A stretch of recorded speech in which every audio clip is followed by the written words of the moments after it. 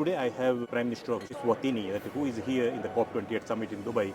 So it was very excellent to hear him and on the dais that what he pointed out very rightly. So I want to hear from him in itself that being from the small country and here that we are talking about the climate issue, climate change, being as a result, it's due to developed countries that what they have done in the past. And we are taking burden of those mistakes that to do the course correction. What do you see? How do you see this kind of events? Will it be more fruitful or this will give some result, or we are just talking again and again every year like this in the COP? Thank you very much. First of all, we believe that engagement and negotiations are very important, and they will determine how we shape the future, and so we must continue negotiation. However, our negotiations must not be endless. There must be commitments that are made, and those commitments should be honest commitments and should be kept.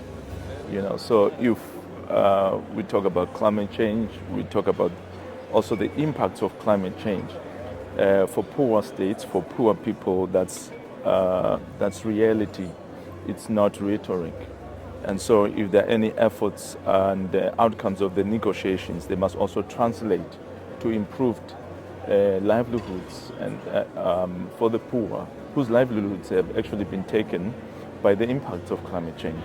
And so that's the perspective that we are coming from. And we note, as you heard, that whilst the negotiations are going on, we are talking about reduction in greenhouse gas emissions.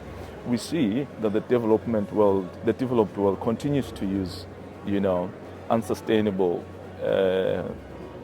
energy resources like coal. If you look at Swaziland and surrounding countries, especially in SADC, we see actually the export of coal has actually increased, and it's all going to developed countries. Yeah. And that is whilst the developing countries are meant to reduce using such resources, and so at the expense of the development. Mm-hmm. So we have seen that 134 leaders, they adopted the decision yesterday about the agriculture and the food. Lots of decision has been taken. But how do you see that? Will that decision on this kind of adoption of the decision and all, will this reflect on the ground, or just it will be like as a document, for every year to carry forward?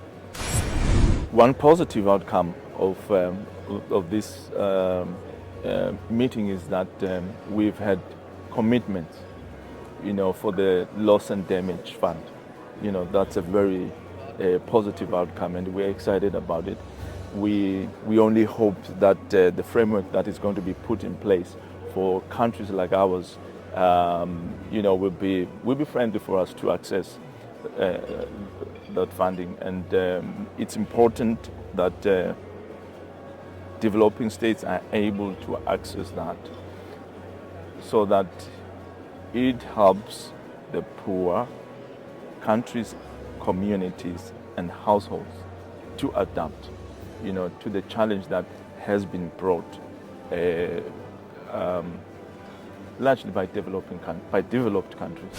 Concluding remark from your side, I want to have, being a small country and a poor country that would have been, taking care of this kind of nature, what would be your suggestion to other developing countries, that what they are hoping for that and what they should take a step as a major step to support this kind of crisis, support this kind of issues to be resolved? Well, I think developing countries must stand together and stand for what is right, and not just go along for the sake of going along.